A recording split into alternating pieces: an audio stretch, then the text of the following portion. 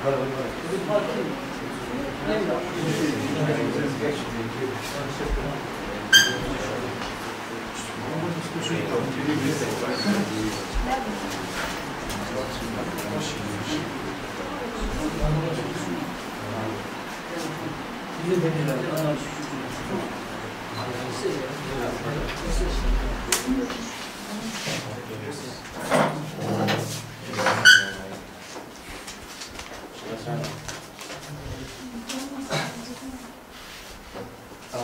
I will be discussing on studying techniques. The first question is, what studying means to you?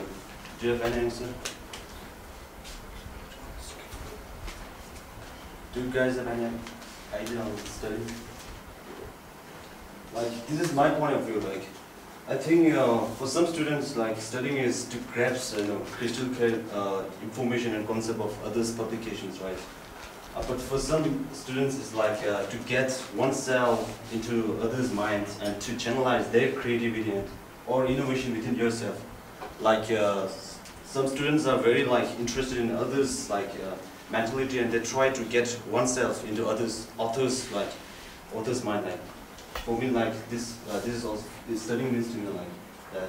Also, but for some students, it's to strictly stress on marks, without having genuine interest in studying, right? And for many students, it's laying foundation for their future career. So the first thing is how to build interest. The first and the main thing is that you need to you have to know the goals of studying. Some students they study just for the marks, or just for the sake of their talents, they don't have concrete and very definite goals. This is very important. If you know the goals of studying, then you can say that, yeah, if I do not accomplish the goals, then I'll be nowhere. So this is kind of driving force, right? The second thing is you need to read biography of authors. So, for example, if you are learning out magnetism, you can read about Maxwell's, right? And so that you can get closer to the subject. In order to get closer to the subject, you don't need to learn for 24 hours. First thing is that you have to familiarize with the author. If you get familiarized with the author, then you will know that how that topic comes into that author's mind. How on earth that topic comes on that Maxwell's mind. So like that you can eventually get closer to the topic. And the third thing is to make yourself permeable and flexible in investing various studying methods. This means some students they strictly follow their own studying method, and they are kind of stuck. They cannot go any further. So you have to be permeable, kind of flexible. You have to share with others, and you have to see others' opinions, and you have to just try others' opinions and see whether this work for you or not. And the third thing, then fourth thing is to share your studied knowledge with others. I think this is one of the most important to build up interest. Many people try to conserve their own knowledge. They don't want to come out of their zone and try to see the other people's. So if you come out of your zone and try to see the other people's, then you will see that those other students, they also want to know what you are thinking, and you will know what that person is thinking. Through that you can have exchange of knowledge. So that knowledge will be kind of everlasting knowledge. Otherwise, only the bookish knowledge cannot sustain your cannot pretend the true knowledge in your mind. And the last thing is to pace yourself in studying.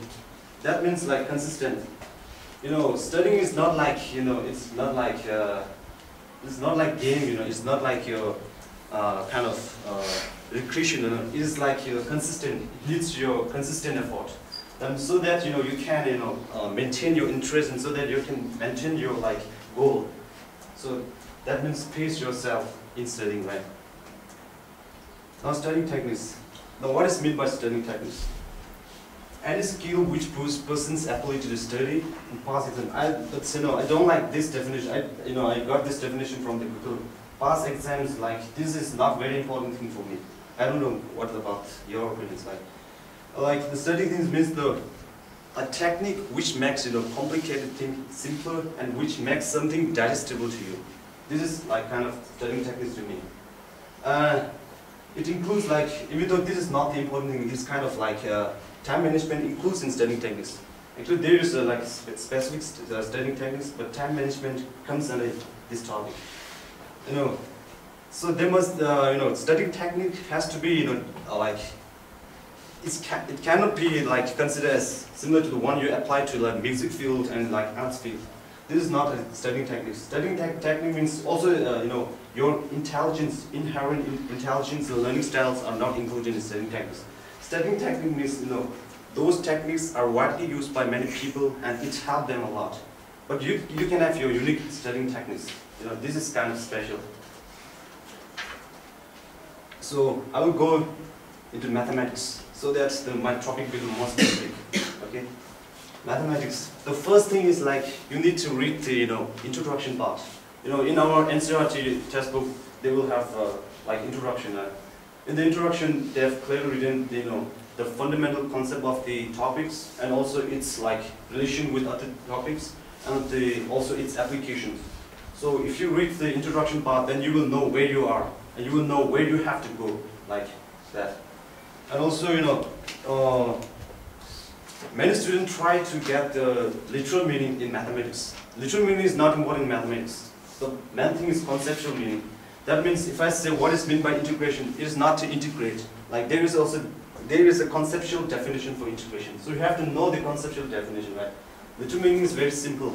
Like integration means to integrate, derivation means to derive. Like this is not the exact definition. This is not the kind of things you have. You can like kind of things that is that is functionable in mathematics. You have to know the conceptual definition. Okay, and then you have to read the questions thoroughly. That means if many students, also me, like they do not read the questions thoroughly and they like in the middle of the answer you will see, oh, it has been written in the question like that. Now I'm going the wrong track. So that means it consumes it wastes your time. So you have to read the question thoroughly so that you will have the the main idea and you can use your time like judiciously like that. This is it is very common saying in our school, like solve many questions as possible. That's not the point. Okay, solve various conceptual questions as possible. That means like if you are many people try to solve one question repeatedly. There is one concept, and for that concept there will be some so many questions. You only need to solve only one question, right? So that means you need to solve various questions as possible, so that you can have better to tackle any questions, kind of questions. So many students in the exam, they used to say in the exam there is nothing that I have learned, because they have not learned various questions. They just learn one specific question, and then in the exam the questions are twisted, like they go into different kind of questions, so the student gets stuck. So that's why I recommend you to solve various conceptual questions as possible. Also, don't get bogged down by a hard question. And this is the main thing. Also, Mr. Olaf recommended me that before.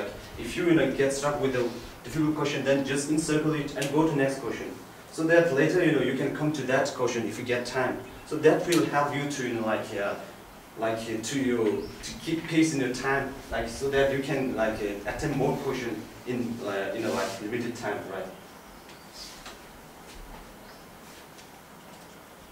The next thing is now physics. To me, almost every theories in physics are fundamentally interrelated. For example,